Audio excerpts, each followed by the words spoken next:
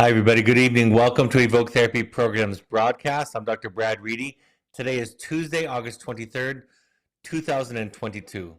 For those of you that might be new to this format, tonight is a question and answer. So any questions you want to submit, if you're a live participant, any questions, topics you want to submit, Malia, who's moderating for me this evening, will pass those on to me when there's time and space in the broadcast for me to address them. For those of you who don't know, you can always submit questions or topics or suggestions or feedback to webinar@evoketherapy.com. We collect any pre-submitted questions left over from the last broadcast or submitted in between broadcasts, and we put them at the front of the queue. So we always like to start there. Something I'm really excited about and I want to announce to all of you this evening is that we're for the first time hosting an online all-day conscious parenting workshop. This will be hosted by me. It'll go from 9:30 a.m. to 4:30 p.m. Mountain Time. We'll have a break for lunch, and this is going to be a series of discussions, question and answer, role plays, and exercises. So if you've ever wanted to interact on a more personal level with me, if you've attended these broadcasts live or listened to the podcast or read any of the books, this is your chance to have a full day where we're talking together and we're going back and forth. It's not just going to be lectures. There'll be some teaching, of course, but this is going to be a really interactive day of family and parent education. So I'm really excited about it. This is our inaugural offering. We hope that we have a good response from it, and I'm really looking forward to that day.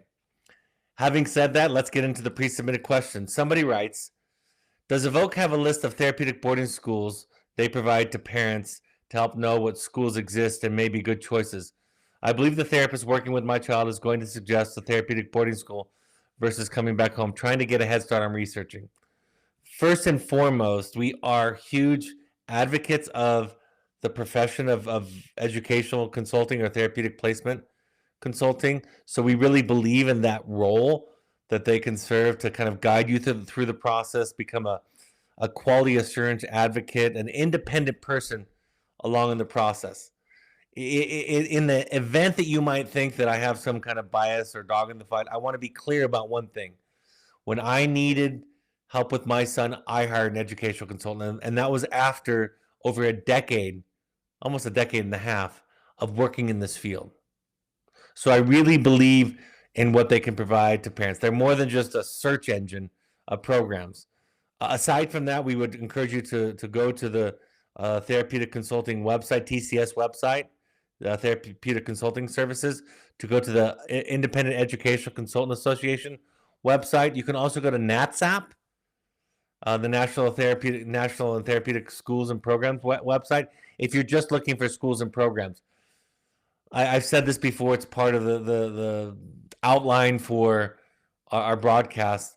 We don't really talk about specific schools in this, and I'll leave that up to the therapist at Evoke and to the consultant or whoever's working with you at home to help guide you along this process. So that's our bias, our default position is to rely on those professionals.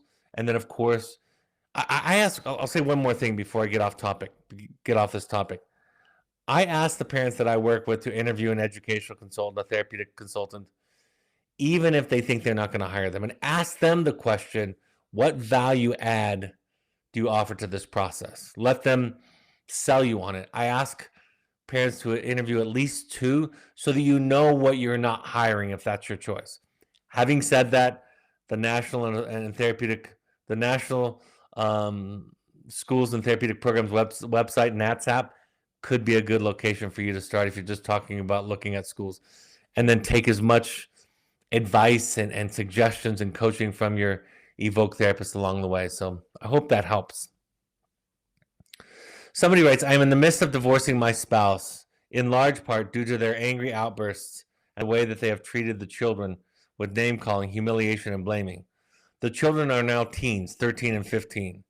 I know we are not supposed to bash the spouse when we divorce to preserve the relationship, but that spouse has with the kids.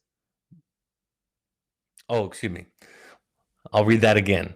I know we are not supposed to bash the spouse when we've divorced to preserve the relationship that spouse has with the kids, but is there an exception in this case? I do not want the children to know that this behavior is not okay and that this is why I am leaving. But maybe I still shouldn't say that.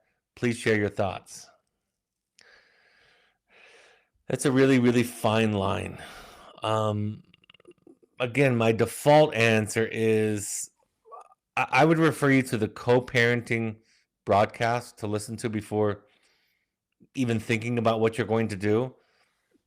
It's important to remember this, that I still think you stay as neutral as possible about the specific spouse.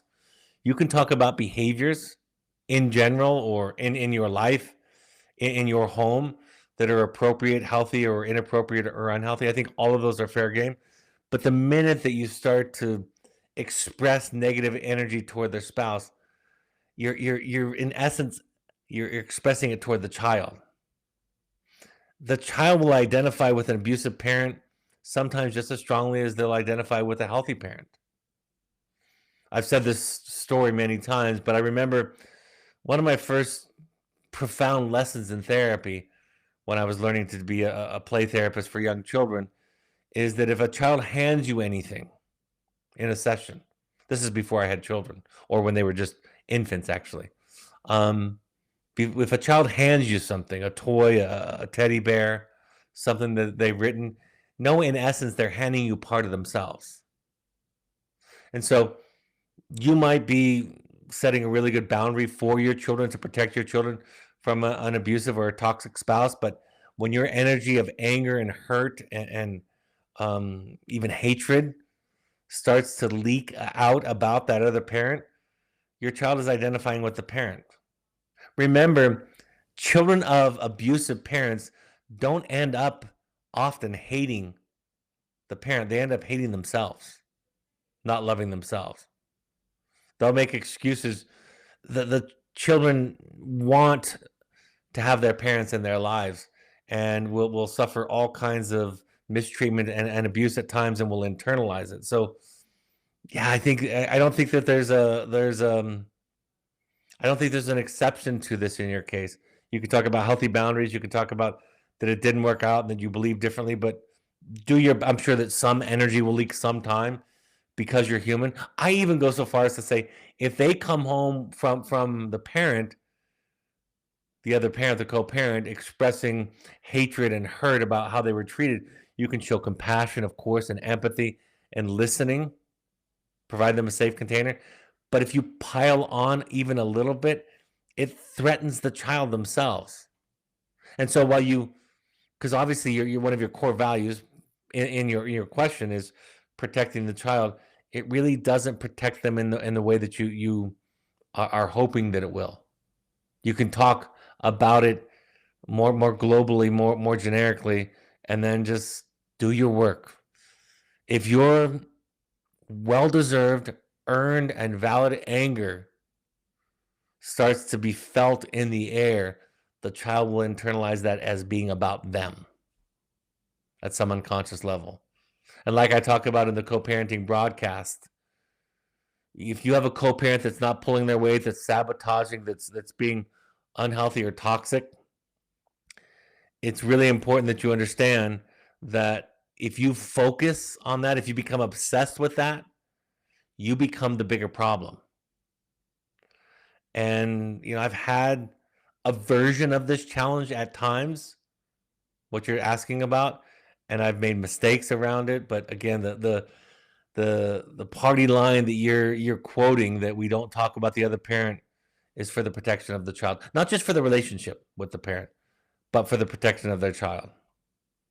And in my experience, honoring that lasts their entire life, meaning that if they become adults, it's not like then you have free reign to say and express anything you want. Just remember, even with a parent that's in prison for committing crimes that they admitted to, there's still some part of that child that identifies with that parent. So in attacking or expressing anger toward that parent, you're really attacking part or expressing anger in part toward the child.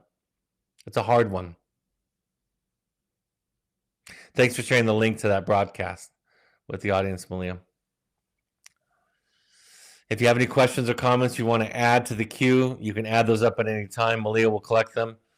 I'll go on with some more pre-submitted questions. Somebody says, my soon-to-be 18-year-old is hanging out with the wrong quote-unquote friends. They are drinking, smoking weed, and driving fast, 97 miles per hour on a tracking app. I understand that I can't control, but can only influence him given his age. We've had a good relationship because my child has told me that his friends drink. One who is 17 already got in a car accident while under the influence. They steal alcohol and smoke, but that he doesn't partake. I don't believe him, and this behavior scares me. I've communicated my concerns about driving fast and that the police will implicate him in the stealing if he is with his friends. I have not banned his friends. I've tried to keep open communications while communicating concerns. Any other ideas? When a question is written this well worded, it's almost like I just want to say, it sounds like you're doing all the right thinking. See if there's anything that I can add to how well you've thought about this question even before you ask it. I'll say this. The task in our lives, the task in therapy, the task in raising children is to help us become our most authentic self. And to do that, we've got to experiment. And to experiment, we've got to make mistakes. We've got to try things out. And the closest thing that I know, based on all of my experience and the research, which is exhaustive, the closest thing to a silver bullet is the connection that you have with the child.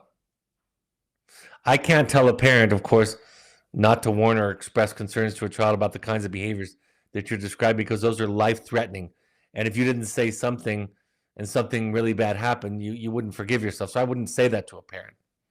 I can tell you if it starts to become a theme or nagging or repetitive, there's going to be a fracture in the relationship, and you're going to lose the one thing that contributes to the child's healthy sense of self.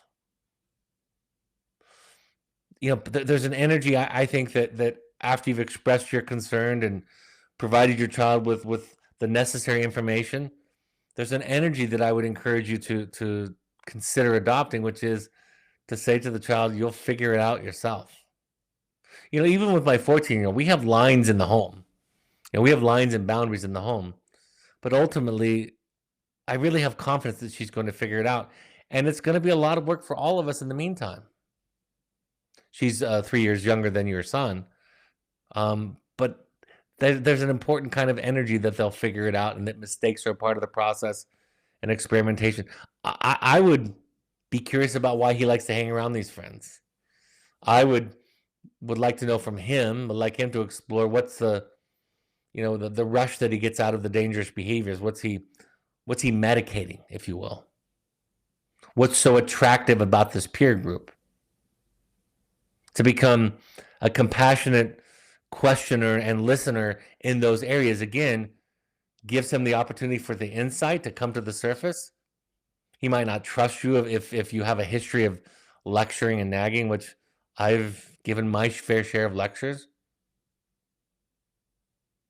But if the goal and the primary driving force of that age group is to define their independent and sovereign sense of self, which it is, every therapist who does this work knows that. Everybody who takes an introductory course in psychology understands that that's what adolescence, the age of around 12 or 13 to around 25, give or take. That the goal is to become who you are, become an independent person. That if you become too dogmatic, if you put too much energy in restricting and limiting and shaming them, they're going to cut their nose off to spite their face. They're going to throw the proverbial baby out with the bathwater. In other words, they will do something in opposition to you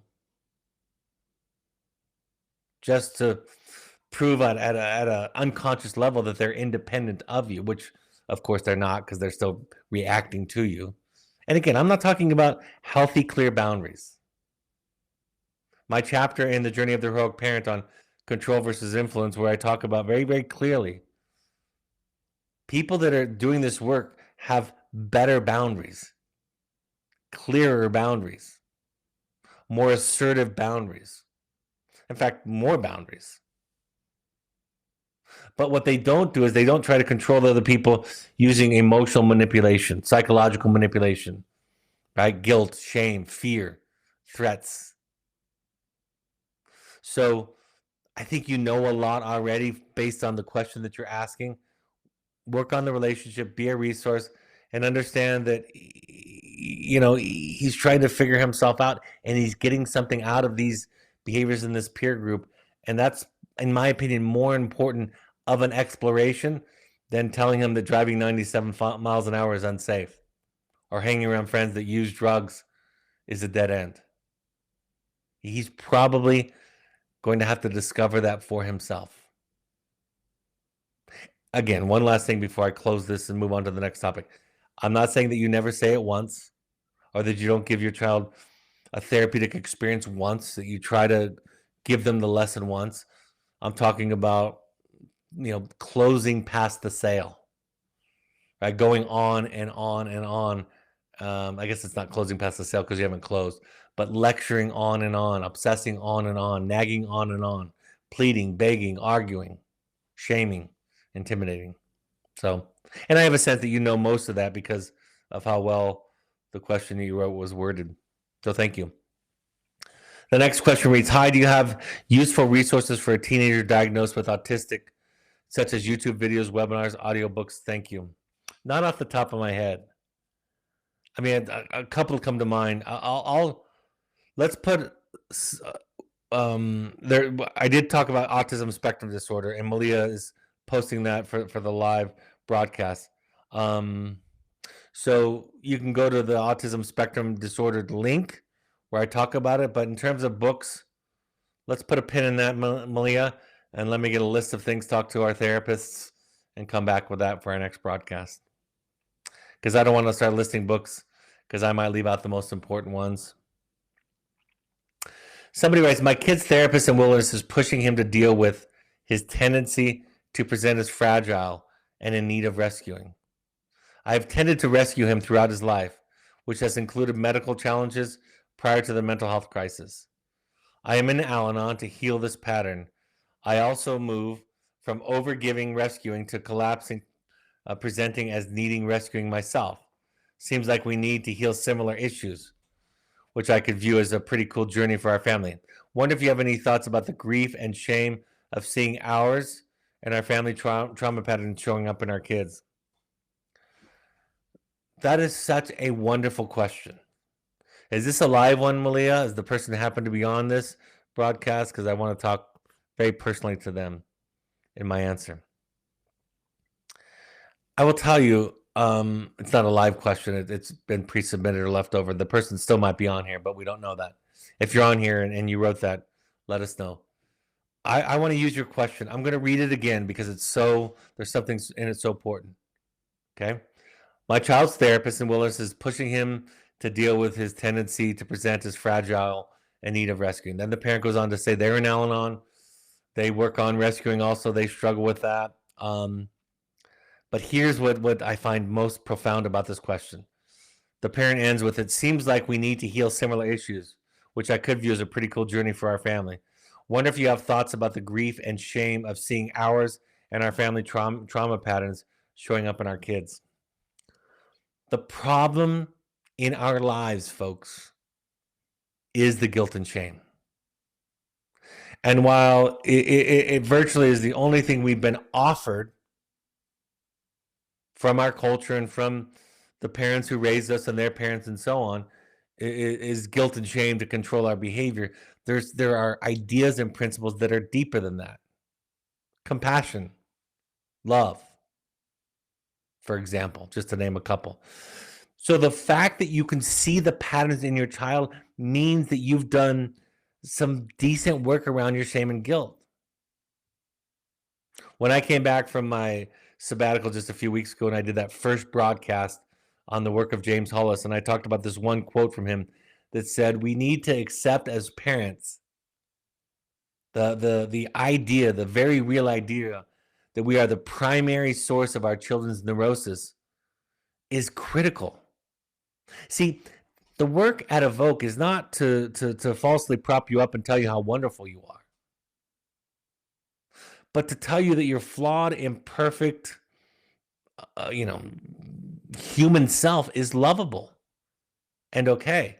Do you realize what would happen if shame or guilt removed? First of all, it would be chaos at first because everybody would experiment with all kinds of crazy, hedonistic, self-serving behaviors.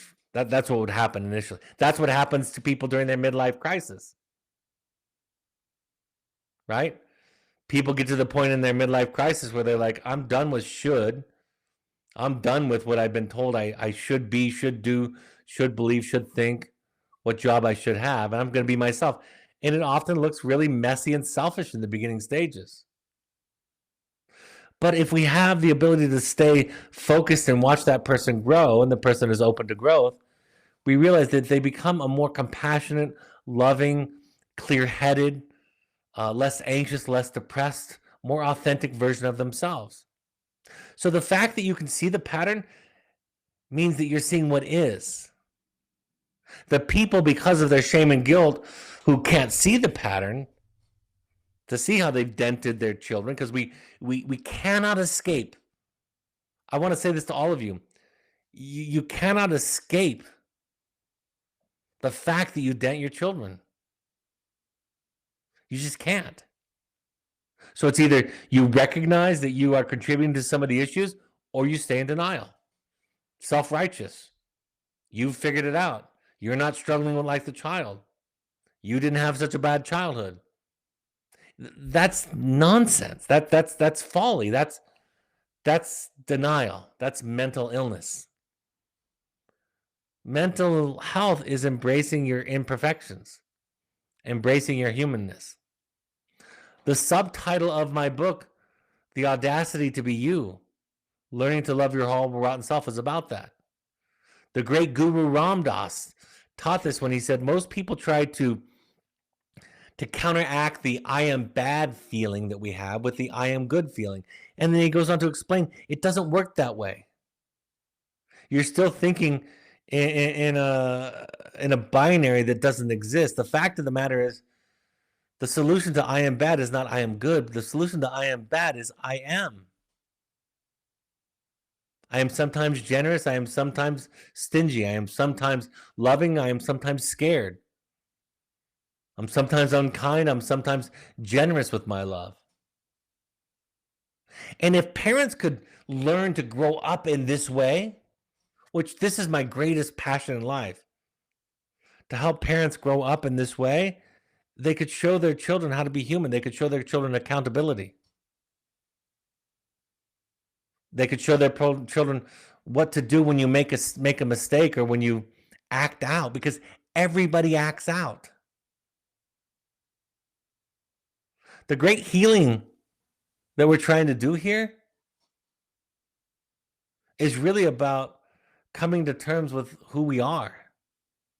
And to do that, we've got to do some battle with guilt and shame, because guilt and shame has been used to control us and societies for generations upon generations upon generations. And it terrifies us to think of the removal or the diminishment of guilt and shame, because we know of no other way.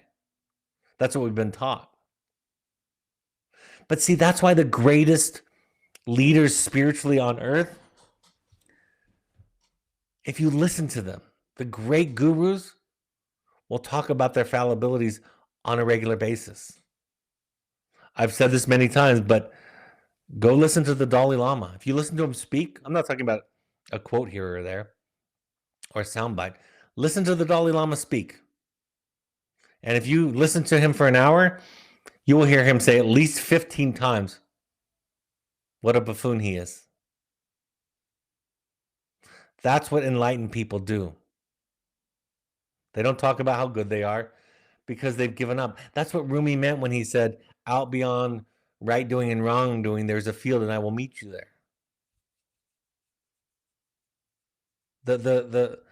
The replacement for that is love.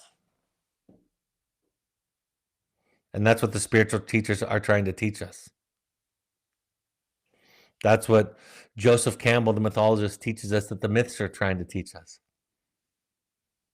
that there's something on the other side of shame. And you know, when Nietzsche said, kill the dragon of thou shalt, and Joseph Campbell went on to say, we all have to do battle with the great dragon of thou shalt and thou shalt not. They're talking about shame and guilt. One of the banners that I wave constantly with our therapists and our staff, because it's really hard to get through to them, this idea that you can't really rely on guilt as a measure of conscience, because every single human being that you know can share the experience with you that they have felt guilt on a number of things that they've done that weren't wrong at all. We feel guilt when we say no, when we set healthy boundaries. But since we've been taught, it's been indoctrinated into us through the culture that guilt is part of your conscience. We're terrified to set it down. So if you can see it in your children, you're on your way. And there is a way to recognize, to come to terms with the truth that you have dented your children, that you are a primary source of their neuroses. I haven't shared this example in a long time. I'm going to end my soapbox on this question with this story.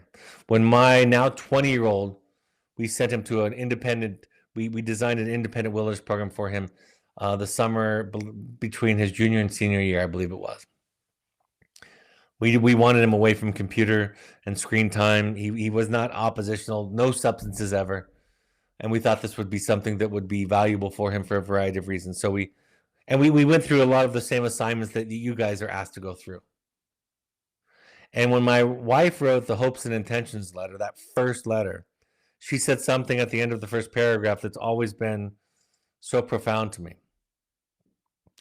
She said to my son, "It's not lost on me," she said, "that we sent you on this program, to this program, in part to get rid of some of the defenses that you put up to protect yourself from us." Isn't that amazing? That's what it looks like when somebody's crossed over guilt and shame and come to terms with what is. It doesn't mean that you're the only contributor. There are genes, there are peers and teachers and culture that contribute to this soup, if you will, that your children are cooked in. But you're a part of it, and you want to show them how to be accountable? Model it. Just last week, I think I may have shared this. I asked that the safe versus unsafe. I have this document that I thought would be really helpful for our staff to have on display in our staff room. I put it up here for you now. Safe responses versus unsafe responses. Kind of listing them. General guidelines, things to look for, things to listen to. Safe responses include things like, "Thank you for telling me. Tell me more. That sounds hard. I'm so sorry. I am here. I'm listening. You're not alone. That makes sense. What can I do to support you? I can relate," right? Those are safe responses. Unsafe responses are responses like, "This is silly. You're being silly. You're overreacting. You're too sensitive. You're scaring me. You're being selfish. You should," fill in the blank. Don't pay them any mind and ignore them. You'll get over it. Look on the bright side. Why did you do that? I have that italicized and in red because there's a tone to the why. Why did you do that? Have you tried this or that? That was not my intention is a popular one for parents and others to say, partners to say, or to say that's your depression, insecurity, anxiety, defense, whatever it is. So I wanted this listed in the room, and some of the staff said, "But the kids might use this against this and weaponize this." And I said, "Good. This is the one self-help document that hangs in my house on my fridge because I want to be accountable to that. I want my children to point it out." Now, if the goal is to point it out to the point to distract themselves from their accountability, we'll cross that bridge. But I want your child I want my child to know what safe, healthy communication sounds like from an adult. When I do the intensives, one of the profound things that comes up to me, for me, when I watch, is on occasion when somebody's having a dialogue with their mother or their father in a role play. We call it a psychodrama, right? Somebody's playing the role. The actual parent isn't there. And I have them reverse roles.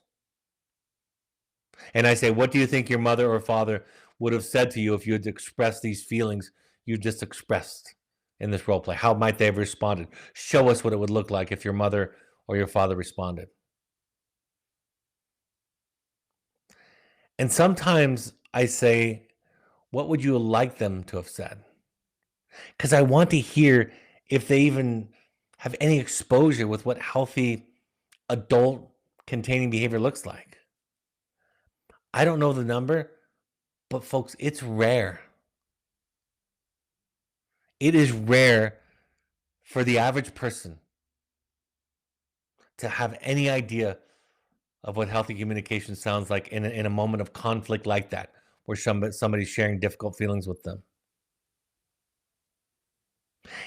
It is much more common to gaslight, to make excuses, to talk about intentions, or to twist it to make it about the person sharing the feelings. In families, in therapy, in friendships, in business, it's rare. So back to my main answer. If you can see the generational transmission of trauma from you to your children, hopefully you can also see it from your parents to you. That might give you a little bit of relief. But if you can see the transmission of unhealthy behaviors from you to your children, you're on your way. You're on the way for being the kind of parent that a child needs to become their best self, to providing them with a secure attachment and a secure foundation, because you've done the work of growing up and maturing and being responsible. And I commend you. That was a long answer to a wonderful question. Somebody writes, parent finally, wait, is this a two-parter? Part one, yes. Somebody writes, I have a son at a residential treatment center after Evoke. For the first 11 months during family therapy, therapist often fell asleep, took a couple of calls, made a call, ate his meals, and used his laptop. Therapist would only facilitate family therapy if parent brought up a specific issue. Otherwise, family therapy was basically a video call with son and mother. When son brought up early childhood trauma, therapist compared it to therapist time in Vietnam and having to fear for his life every day, i.e., the son's trauma was nothing. I'm having a reaction to this question. Therapist also told son World War III is probably coming and son will get drafted. Son was cutting with a fingernail and therapist said, that is not cutting, that is nothing. If you really want to cut, I will give you something to cut with. Therapist often yelled at son during family therapy. Parent finally reported this to the directors and requested a new therapist, which was granted. It's been 6 weeks and parent requested a follow-up meeting with the directors. Parent has more to report about therapist and wants to express her upset and get closure. Directors said they won't discuss the prior therapist with the parent because they want and need parent to look forward to do the work you are doing with the new therapist. Directors said they will meet with and hear how the new therapist is doing. Parent does not want to give up on this. What are your thoughts on the therapist's action? How should we proceed? Well, I'll tell you what. I am 1000% on your side. I would not give it up, and I would not put up with that being put off. That's nonsense. Therapy is really, really, really hard, and it took me a long time to graduate to what I would call providing adequate therapy. My greatest compliment for a therapist is that they are adequate, that they just don't get in the way.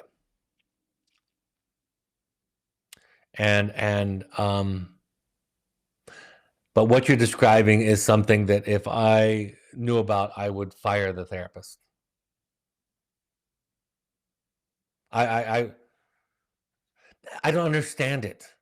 We're trying to teach these kids accountability and healthy communication. and the system has this way of dismissing parents' concerns, I would want you to say something, because I don't want another person to see that therapist. You know, if you want to share the details, because we're not going to talk about specific programs on this broadcast, you can email me at webinar@evoketherapy.com. Share with me some more of the details, and I can give you some more of my opinions. But I would say you deserve, your child deserves, every child that goes through that program deserves for you to have that discussion with the directors and the former therapist, and for them to be accountable. Absolutely. I feel passionate about that. So don't give up. Keep doing it. I'm glad you have a new therapist. And in the end, if the program and the directors are so dismissive, I mean, if you have an education consultant, by the way, I should have said that to start, tell them, because that's part of their job, is to stand up for you, to be a quality assurance advocate. That's one of the benefits of having a consultant, having an independent provider who, by the way, makes recommendations to placement and programs. So to make them aware of that. There are also Facebook forums where you can share things like this. I'm not suggesting slander or a smear campaign, but you can ask questions of other parents and get a feel for it. I think you do something. These are behaviors that you're not just getting from your child. I would be skeptical of those at times, but still asking questions and pursuing it. But you're observing things. So there's no secondhand information. It's unacceptable. That person should not be allowed to be practicing therapy in any capacity, in my opinion. If the things you're telling me are true, and I can only assume they are because you saw them, they're unqualified for the job of being a therapist, and they shouldn't be working with children or adults for that matter, based on what you're telling me. And just moving forward and just talking about the present, that's BS. It's nonsense. I think I stated my position clear about that, how I feel. Somebody writes, how do I repair my relationship with the kids after my wife shared inappropriate information with them? Make sure you're getting your support. I mean, this is that part of it. Part of this is general to all of us, but get your support. Take care of yourself. Make sure you have a therapist, sponsor, mentor, partner, friend that you can rely on. You can take care of yourself so that when you go to the child, you can be there for them. Get curious, ask questions. Work it out in role plays if you have to with your trusted therapist, mentor, or friend, so that you don't leak back and this doesn't become a he said, she said experience for your children, and they're not pitted in the middle. But it's not okay. I will tell you this, folks. This is really important. Goes to any parent who struggles with significant fractures in co-parenting. Play the long game. To return petty with petty, negative talk with negative talk, everybody loses. But if you stay present and involved and strong because you take care of yourself, therapeutically speaking, the child will recognize it in the long term. They'll see it in the long term. If the offenses rise to a level where the legal system can get involved around custody, talk to a lawyer about that and ask those questions. Most of the time, that's not the case. But more than anything, you want to make sure that conversation, and again, this is for all of us, you want to make sure that conversation that you have with the child, that you do to repair it, is for the child and not for you and your needs. That's why I say, and I'm using my hands now, and I'm pointing over here to my right, you take care of yourself over here in your adult spaces, so that when you come to the child and you're having a dialogue and a relationship with the child, that relationship and that dialogue is not serving to take care of you, because that flips everything upside down and the child suffers tremendously when the child is led to believe it's their job to take care of you. That is your job. It's a tough one, though. Somebody writes, my 16-year-old son has antisocial sociopathic traits and will likely be in therapeutic boarding school until graduation. He doesn't want anything to do with his dad and me. He claims he was abused, and we know that this is how he feels. So we respect his stand. We want to give him the space he needs. We don't want to force anything. Our current relationship is transactional only. Tips for moving forward. What could be an authentic normal? What could an authentic normal look like for us? I'm going to say something before I answer the question, just to be sure. Sociopathology, antisocial personality disorder, is very, very serious. A lot of teenagers in their rage can look and sound like that. A lot of teenagers with their dishonesty, their deceptiveness can look like that.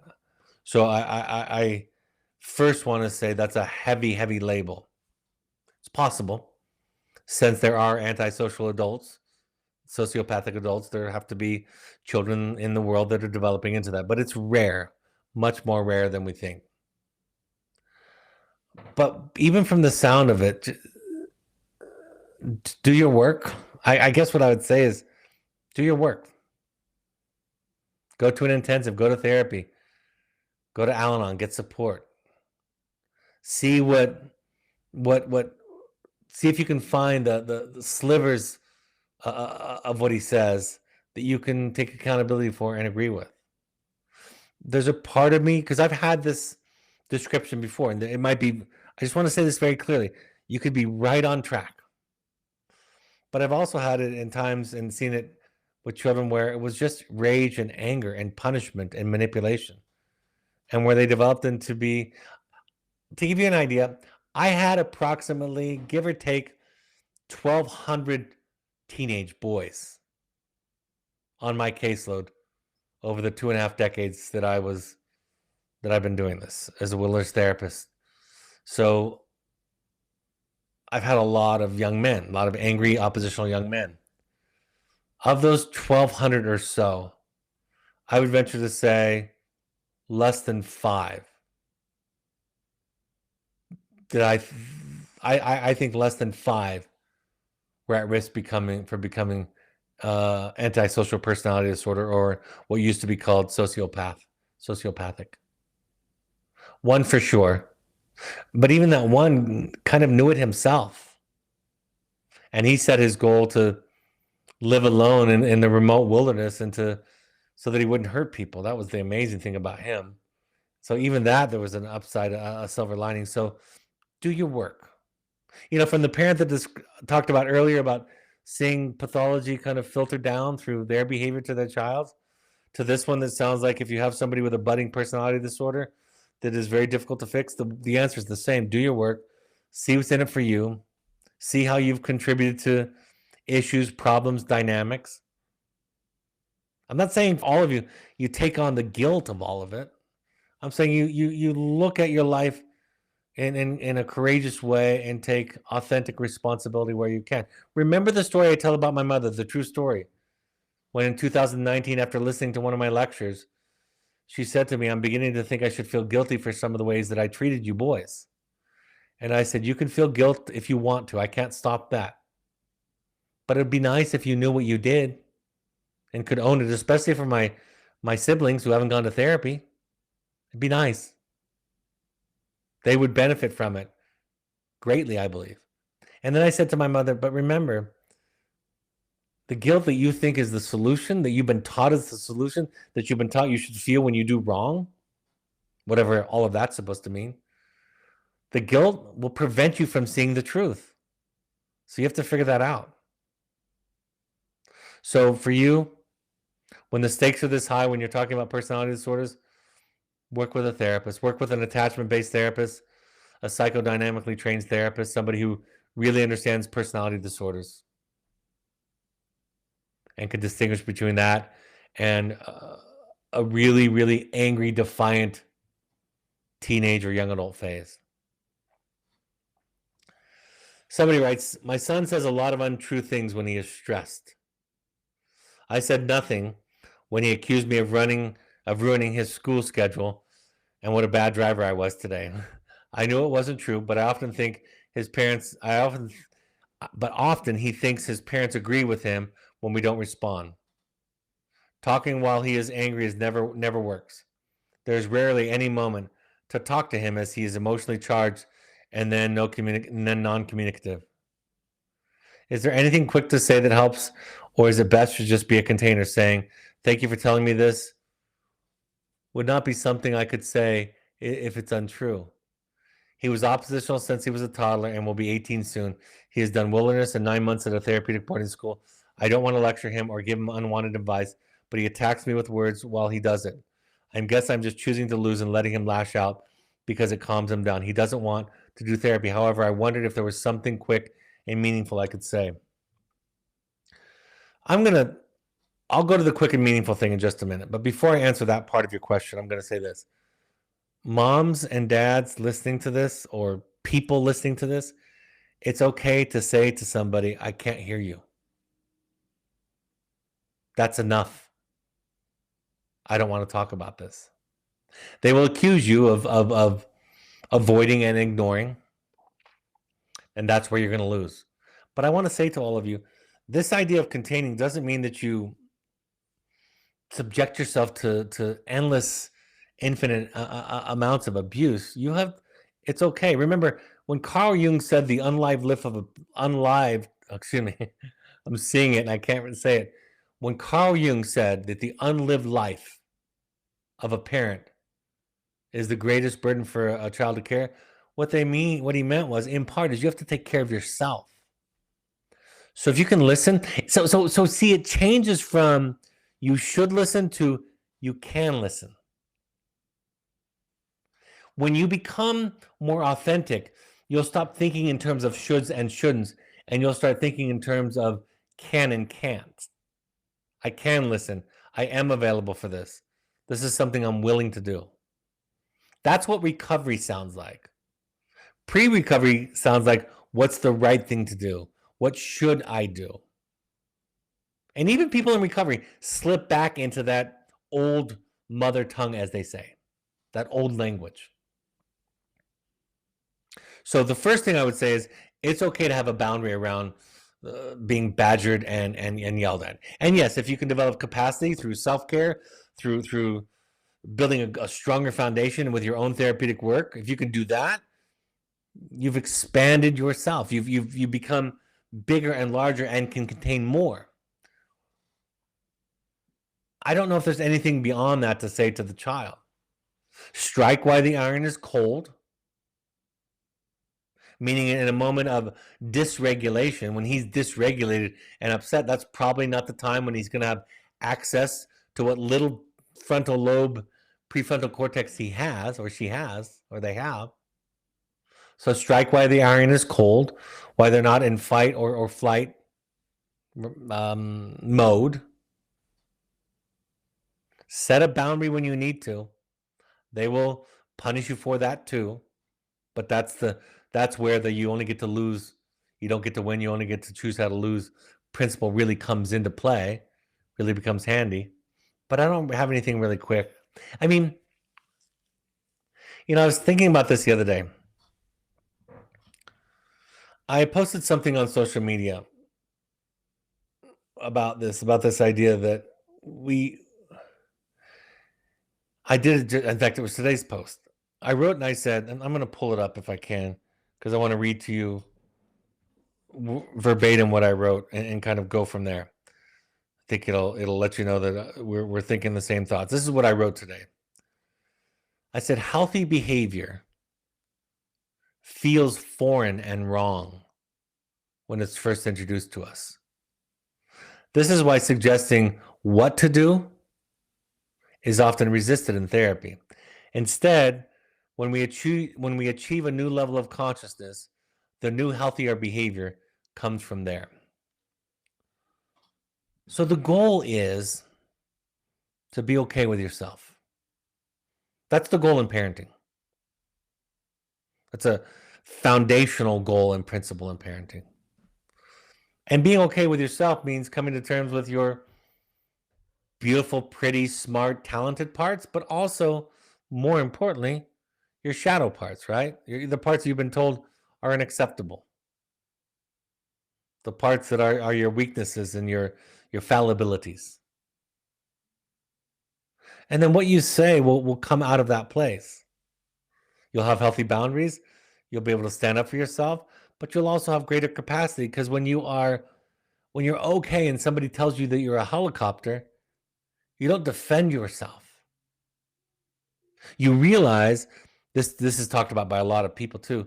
You realize as you grow and mature that what somebody else thinks and feels and says about you is a reflection of them and not you. And if you're open, you considered, is there anything in this for me or not? And if there is, you take accountability and you work on it and you address it.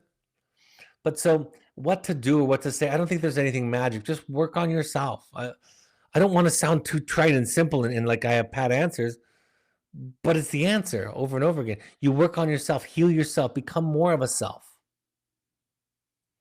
And by more of a self, that means you've expanded your consciousness. You're thinking on a higher level, as Albert Einstein suggested. We can't solve a problem from the same level of consciousness in which it was created. We have to transcend it. I am a different person parenting my 14-year-old child today in 2022 than I was parenting my now 29-year-old child 15 years ago in 2007. I'm a different person. I think differently.